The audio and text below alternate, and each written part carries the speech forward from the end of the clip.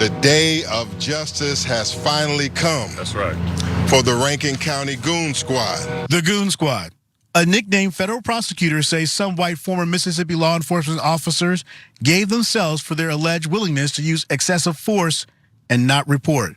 Now 6 of them facing sentencing after pleading guilty to charges in connection with torturing 2 black men, Michael Jenkins and Eddie Parker, for nearly 2 hours back in January of 2023.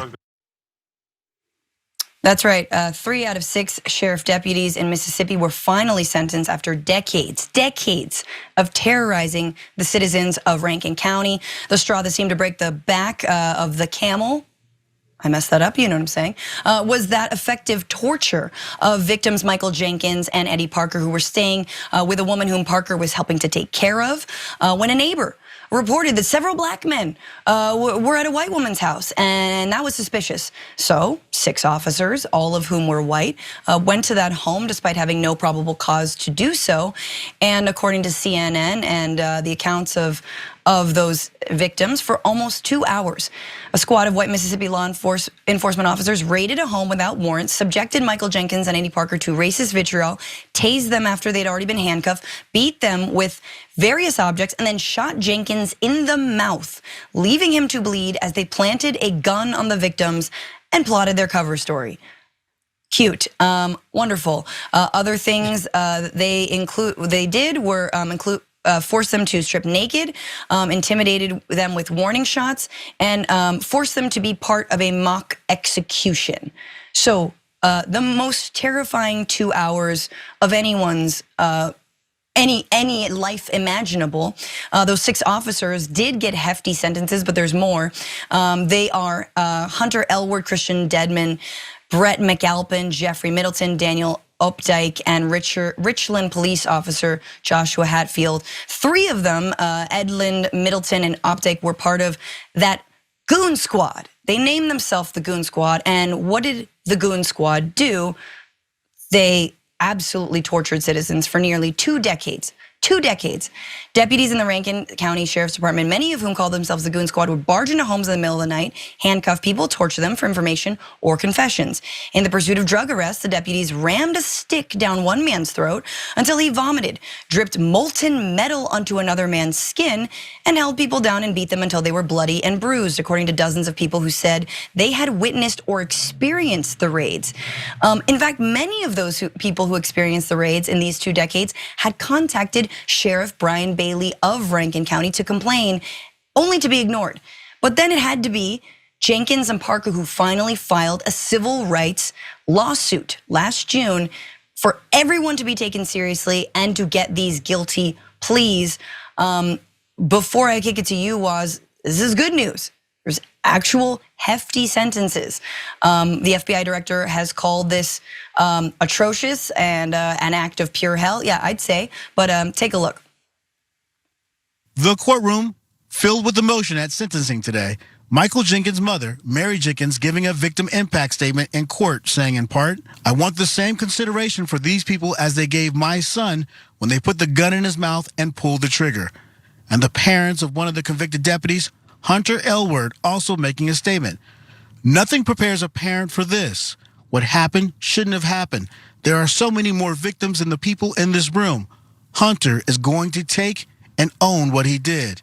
And his son did. Hunter Elward stood up and directly addressed the 2 men he victimized. "I'm so sorry. I don't want to get too personal with you, Michael. There's no telling what you've seen. I'm so sorry that I caused that. I hate myself for it. I hate that I gave you that. I accept all responsibility." That's not something you hear every day from a sheriff. That was Hunter Elward, 31 years old, sentenced to 20 years in by a federal court. Jeffrey Middleton, 46-year-old former sheriff's deputy whom federal prosecutors described as the ringleader of that Goon Squad. He was sentenced to more than 17 and a half years on Tuesday. They're also ordered to pay $79,500 in restitution to the victims. Updike was sentenced to 17 and a half years, and Christian Dedman was sentenced to 40 years, the maximum sentence for that torture of Michael Jenkins and Eddie Parker. Dedman apparently participated in what was countless missions. Countless missions, I don't know if I would call them missions, and was, quote, not afraid to use excessive force. Despite his relatively young age, one prosecutor said Denman had the experience not to do what he was doing. He hid behind his badge and gun, and his acts are egregious, serious, and lawless. Yeah, again, the sheriff still in office, but was 3 of 6 were sentenced. I can't imagine the terror that those 2 gentlemen went through. Yeah, I mean, you gotta say that's pretty good news. That's nothing to sneeze at. Generally, cops get slapped on the wrist for this type of behavior. They might get fired, they might lose a pension, but rarely do we ever see these guys get thrown in the pokey for this sort of abhorrent behavior.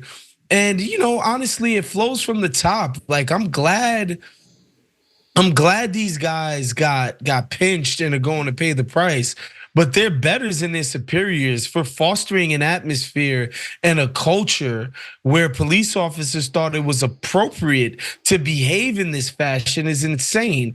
And honestly, this is another thing, especially in places like Mississippi, where a lot of the power goes unchecked, right? There is only one party rule for that, right? Like these people act within impunity in these communities. There is no check on the actual power, and we know that unchecked power tends to be as corrupt as it gets. So it's no surprising that they brazenly would call themselves a goon squad, right? Yeah. Like that would be their known name for themselves. Essentially calling themselves criminals, people that are going out to commit crimes against the citizenry. It's a miracle, honestly, that these guys got caught and are getting their just due in terms of a prison sentence, public ridicule. And I want to give a shout out to that guy's dad for not coming out and doing the typical thing that we see where the parents come out and act like Johnny was just the perfect little boy his whole life, and they just can't believe he did this. The dad came out and said, what this guy did was horrible. I can't believe my son would do this, and he deserves to pay the price. Yeah, and we're hearing that actually a 4th has been sentenced of the 6, so that's good. I mean, it also should be a signal to other sheriff's departments around this country. I live in LA, and we know that sheriff's department here in LA County has gangs in it. Just gangs, just all like that relish in torturing people, in killing people, get tattoos when they do so, and celebrate that kind of violence. And we're just supposed to be like, yep, sheriffs and law enforcement, they protect us, things are good. No, man, crime is at an all-time low. They are bored. Are they bored? Is that what's happening right now? Do we need to move funds out of police and sheriff departments? Is that what's happening? But again, like, nobody raises their kid to do something like this, to torture someone, to put a gun in their mouth, to put a stick in their mouth and pour molten lava on their skin. It is the culture of policing that is above, that is completely impugned, right? Like, it's completely above the law. They think they are the law so they can get away with violating the law.